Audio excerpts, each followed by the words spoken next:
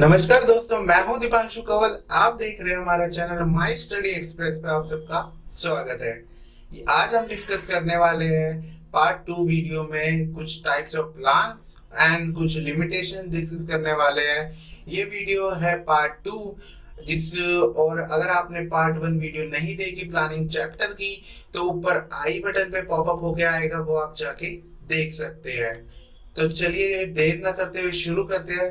This video includes, अब इस video में हम क्या पढ़ने वाले हैं ये देख लेते हैं। टाइप्स ऑफ प्लान पढ़ेंगे, कौन कौन से स्टैंडिंग प्लान और सिंगल यूज प्लान, इनमें काफी सारे प्लान है वो हम पढ़ने वाले हैं और एकदम डिटेल में पढ़ेंगे। तो वीडियो को बिल्कुल ध्यान से देखना, आपको नोट्स बनाने की शायद ही नीड पड़े, वीडियोस के स्क्रीनशॉट लेके आप काम कर सकते हैं। तो वीडियो में बहुत कुछ है सीखने के लिए। उसके बाद हम पढ़ने वाले लिमिटेशंस। लिमिटेशंस दो टाइप की, इंटरनल एंड एक्सटर्नल। तो आज जो भी हम पढ़ेंगे उससे रिलेटेड हम टुडेस क्विज जैसे हमेशा खेलते हैं वैसे ही करेंगे। उसका आंसर आपको कमेंट करके जरूर जरूर बताना है, जिससे पता लगेगा आपने आज क्या सीखा।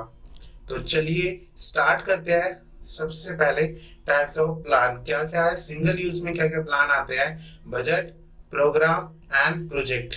और स्टैंडिंग प्लान में क्या आएंगे, objectives, strategy, policy, procedure, rule and method. ये सारे हम डिटेल में पढ़ने वाले हैं। तो चलिए शुरू करते हैं सबसे पहले स्टैंडिंग प्लान से ही। स्टैंडिंग प्लान ये वाले प्लान है, ऑब्जेक्टिव स्ट्रेटजी वाले ये पढ़ेंगे हम पहले। तो सबसे पहले आता है ऑब्जेक्टिव्स। अब ऑब्जेक्टिव्स क्या है, ऑब्जेक्टिव्स हिंदी में बोले तो उद्देश्य, क्या गोल है आपके, क्या कंपनी के या आप एक इंडिविजुअल एज ए स्टूडेंट के क्या गोल रहते हैं, ये सब इसमें आएगा।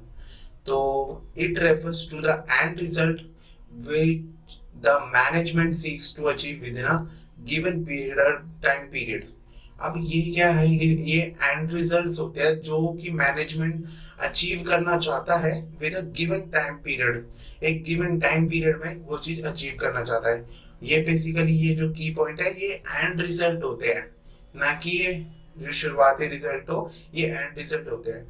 उसके बाद ऑब्जेक्टिव मस्ट बी, ऑब्जेक्टिव कैसे होने चाहिए ये भी हमें पता होना चाहिए। अब सबसे पहला पॉइंट क्लियर, ऑब्जेक्टिव एकदम क्लियर होने चाहिए कि हमें पता है कि हमें 95% मार्क्स लेने हैं या इतने मार्क्स लेने हैं या हमें रैंक करना है कोई कहीं एग्जाम में, तो हमें एकदम क्लियर होना चाहिए ऑब्जेक्टिव, या इतनी सेल्स बढ़ानी हो वो सब। उसके बाद अचीवेबल होना चाहिए, ये नहीं कि हमारी कैपेसिटी 80% की है अगर स्टूडेंट बात करे और हम सोचे हम 95 लाएंगे, तो ये थोड़ा सा ओवर हो जाता है। अगर 70 है, 60 है और हम 95 की सोचे, ये थोड़ा टफ हो जाता है। हमें कैपेसिटी को भी देखना पड़ेगा। तो अचीवेबल होना चाहिए कंपनी के लिए। फॉर एग्जांपल अगर उस 20% सेल इंक्रीज कर सकती है, हम सोचे 70% करें इंक्रीज, तो ये बियॉन्ड द कैपेसिटी हो जाएगा। उसके बाद आता है third point, numerically expressed. Numerically expressed of course होना चाहिए, क्यों, इससे क्या पता लगता है कि हमने कितना चीज अचीव कर लिया है। नंबर्स में होना चाहिए कि उसको हम मेजर कर सके, मेजरेबल हो। फिर आता है टाइम बाउंड, एक टाइम बाउंड जरूर होना चाहिए, इससे हमें ये पता लगता है कि हमारी परफॉर्मेंस क्या रही है, उसको अचीव करने के लिए हमने कितना टाइम लगाया है। तो एग्जांपल ले लेते हैं, जैसे increasing sales by 30% in the next year. अब ये ऑब्जेक्टिव डिफाइन कैसे होता है, अब ये क्लियर है क्योंकि एकदम सीधा बोला है कि हमें सेल्स बढ़ानी है 30%। अचीवेबल है, कैपेसिटी है 30% की तो 30% बोला। न्यूमेरिकली एक्सप्रेस भी है, नंबर में है, मेजरेबल है, हम मेजर कर सकते हैं कि 30% बढ़ी है या नहीं।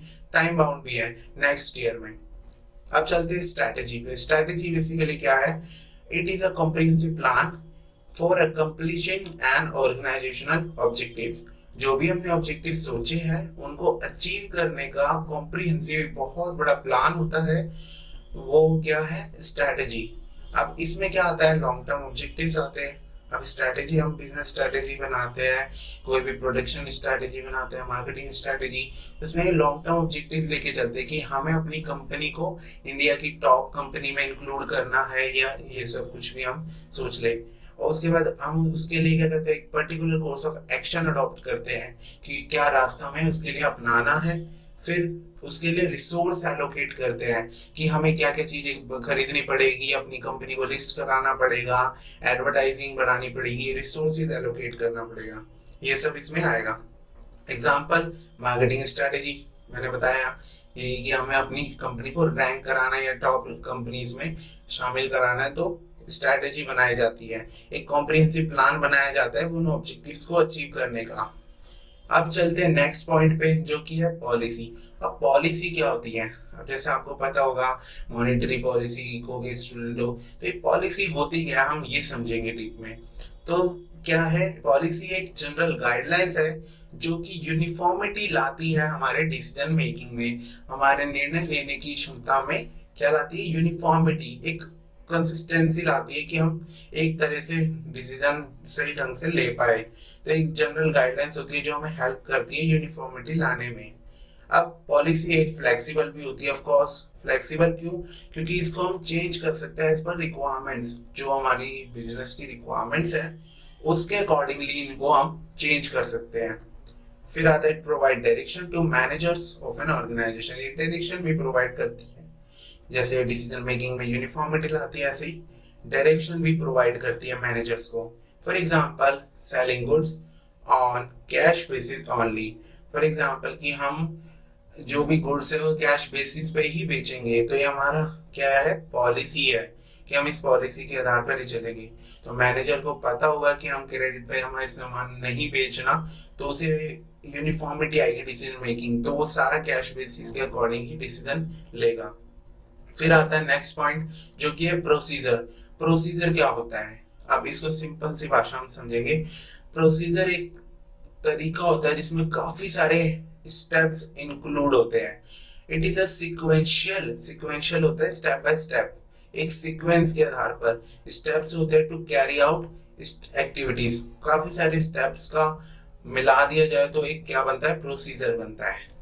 उसके बाद इट स्पेसिफाई। अब प्रोसीजर करता क्या है ये हम समझते हैं। अब ये स्पेसिफाई करता है द एग्जैक्ट मैनर बताता है in which a work is to be perform, जिस मैनर में कोई काम को हम कर सकते हैं अच्छे तरीके से, तो वो मैनर बताता है प्रोसीजर। अब ये गाइड भी करता है हमारे एक्शंस को कि हम किस डायरेक्शन में काम कर रहे हैं उन सबको। For example, process adopted in the selection of employees. अब कोई एम्प्लॉइज का सिलेक्शन होता है, जैसे अभी आप स्टाफिंग चैप्टर में पढ़ेंगे, सिलेक्शन ऑफ एम्प्लॉइज में काफी सारे टेस्ट होते हैं, इंटेलिजेंट टेस्ट होता है, काफी सारे इंटरव्यू होता है, ये सारी चीजें स्टेप बाय स्टेप होती है। तो इसको क्या बोलते हैं हम? प्रोसीजर होता है किस चीज का? Selection of employees. तो इसमें स्टेप बाय स्टेप होता है काम सारा, मैनर डिफाइन करता है।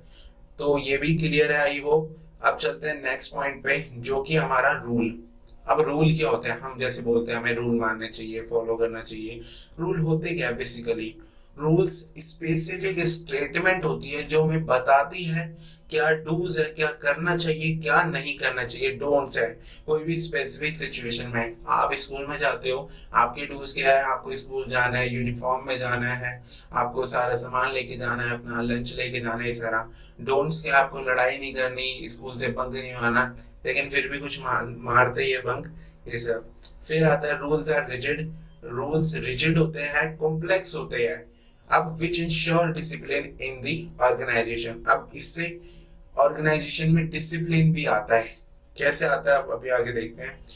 ऐसे आता है कि वायलेशन ऑफ रूल्स में इनवाइट पेनल्टी। जब हम पेनल्टी लगाते हैं, किसी को पनिश करते हैं, कोई रूल्स का उल्लंघन करता है, वायलेशन करता है, वायलेट करता है, तो उससे क्या होता है? डिसिप्लिन आता है हमारी ऑर्गेनाइजेशन में। For example, rule of no smoking in office premises. Office वगैरह के अंदर हम बोल देते हैं नो स्मोकिंग एरिया है, ये स्मोकिंग नहीं कर सकते, तो एक तरह से ये भी रूल है। अगर ये कोई कर रहा होगा तो हम उसको पनिश करेंगे, पेनल्टी लगाएंगे। तो ये भी क्लियर है आई होप, एकदम सही सही जा रहा है सारा। फिर आते हैं मेथड पे। मेथड है, method it is a prescribed way और manner in which a task has to be performed. एक प्रिस्क्राइब्ड वे होता है जो हमने पहले से डिसाइड कर लिया वो, और मैनर होता है जिसमें कोई काम को हम कर सकते हैं, प्रिस्क्राइब वे या मैनर। अब selection of a right method.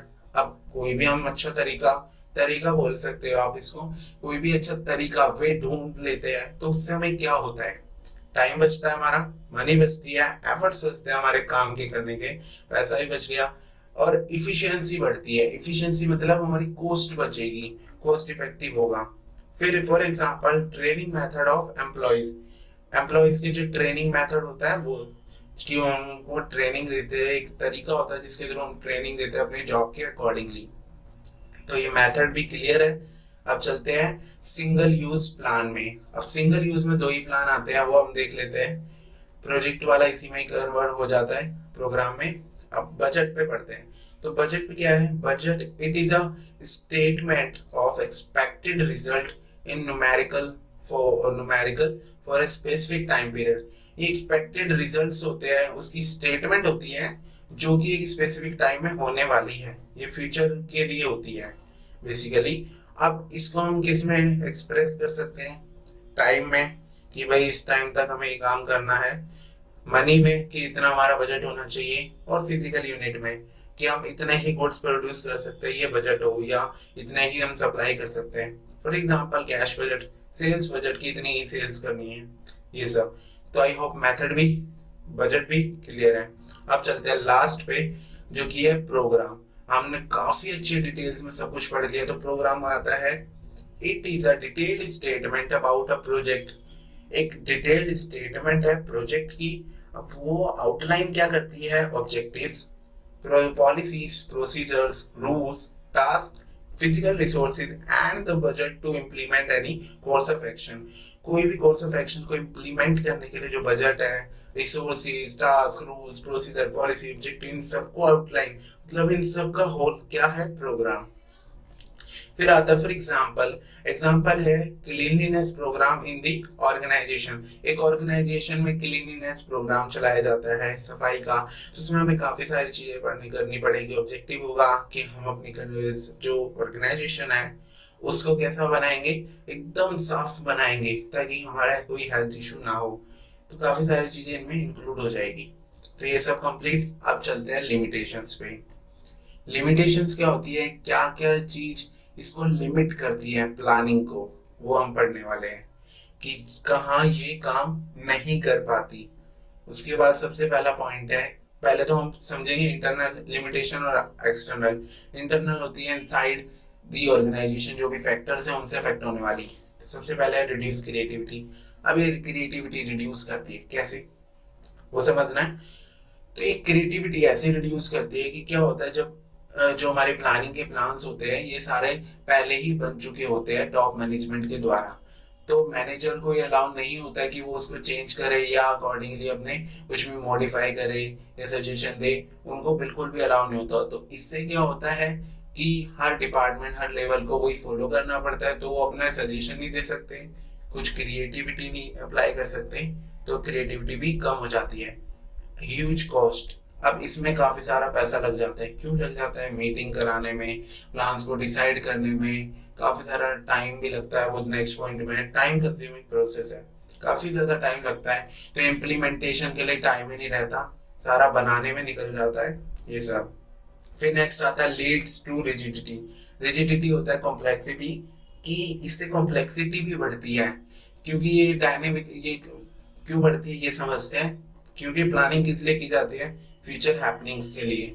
और फ्यूचर हैपनिंग्स हमारे कंट्रोल में नहीं है, अनसर्टेन है, और डायनेमिक एनवायरनमेंट के अकॉर्डिंगली चेंज होती है। तो उससे क्या होता है? रिजिडिटी हो जाती है, कॉम्प्लेक्सिटी। अब planning not guarantee success. Planning हमेशा गारंटी नहीं देती कि वो सक्सेस ही होगा, उससे सक्सेसफुल ही हो गया। क्यों नहीं देती? क्या होता है कई बार कि कोई जो सक्सेस जो होती है ऑर्गेनाइजेशन की, वो डिपेंड होती है हमारे को प्लान किस तरीके से बनाया गया, कितना अच्छा बनाया गया, और उसको किस तरीके से इम्प्लीमेंट किया गया। अगर ये दोनों अच्छे से किया होगा तो ऑफ कोर्स सक्सेस मिलेगी हमारी ऑर्गेनाइजेशन को। लेकिन हमेशा ये चीज अप्लाई नहीं होती, क्योंकि हमारा जो एनवायरनमेंट है, बिजनेस एनवायरनमेंट, वो डायनेमिक है। इसलिए अब ये डायनेमिक एनवायरनमेंट में वर्क नहीं करती, जैसे मैंने आपको बताया, क्योंकि ये चेंज होता रहता है। प्लानिंग तो एक बार कर लिया आपने, इसको जल्दी से आप चेंज नहीं कर सकते। अब चलते हैं एक्सटर्नल लिमिटेशंस पे, कि एक्सटर्नल लिमिटेशंस क्या है हमारे आगे। तो सबसे पहला पॉइंट आता है change in government policies. Government की पॉलिसीज में चेंजेस आना, कि गवर्नमेंट ने जीएसटी लगा दिया, काफी सारी पॉलिसीज होती है, इंपोर्ट एक्सपोर्ट बंद कर दिया, तो इससे आपके बिजनेस को अफेक्ट होगा, जरूर होगा। फिर natural calamities such as flood, earthquake etcetera, calamities आना, इससे भी आपके बिजनेस का कोई कंट्रोल है नहीं, ये आउटसाइड कंट्रोल की चीजें फैक्टर्स है। रेगुलर टेक्नोलॉजिकल चेंजेस, अब इसका एग्जांपल आप ले सकते हो कि डिजिटलाइजेशन जैसे हो रहा है अब तेजी से, वो टेक्नोलॉजिकल चेंजेस हो रहे हैं, उस पर आपका कंट्रोल नहीं है, तो ये भी आपके बिजनेस को अफेक्ट करेगा अगर आप ऑफलाइन करते हैं। फिर आता है changes in social and economic conditions. Social और इकोनॉमिक कंडीशंस में चेंजेस आने से, सोशल हो गया हमारे ट्रेडिशनल बिलीफ्स में चेंजेस आने, इकोनॉमिक मतलब जो पॉलिसीज वगैरह उनमें चेंज आने से, चेंज इन कॉम्पिटिटर्स स्ट्रैटेजी, जो हमारे कॉम्पिटिटर्स हैं उनकी स्ट्रैटेजी में काफी बदलाव आया, तो उससे भी हमें इफेक्ट होंगे। तो आई होप पूरा आपको समझ आ गया होगा डिटेल्ड एक्सप्लेनेशन के साथ, विद आपको सारे मेन की पॉइंट्स यही मिल गए इस वीडियो में। तो इसको नोट डाउन कर सकते हैं आप, अपने कॉपी पेन लेके बैठिए, कॉपी और पेन से नोट कर लिया। तो चलते हैं आज के टुडेज क्विज पे, जो कि हम हमेशा रखते हैं आपकी नॉलेज चेक करने के लिए। तो क्विज कहता है we do not sell goods on credit, ये स्टेटमेंट है एकदम कि हम अपने गुड्स क्रेडिट पे नहीं बेचते। तो ये इसमें कौन सा प्लान हाईलाइट हुआ है वो आपको बताना है। अब इसका कमेंट करके जरूर बताना, मैं चैलेंज करता हूँ सही आंसर देने वाले को। मैं कुछ नहीं कर सकता, लेकिन अच्छा लगेगा, लाइक तो कर ही सकते हैं। अब वीडियो अच्छी लगी हो तो लाइक करें, अपने दोस्तों को, अपने फैमिली को, अपने रिलेटिव्स को, अपने स्टडी ग्रुप्स में शेयर करना बिल्कुल ना भूले, चैनल को सब्सक्राइब करना बिल्कुल ना भूले। और हाँ, अगर आप अपने चैनल पे नए हैं तो बेल आइकन जरूर दबाएं, ताकि वीडियो की सारी अपडेट्स नोटिफिकेशन आपको सबसे पहले मिलती रहे। Stay home, save life, thanks for watching, see ya, have a good day.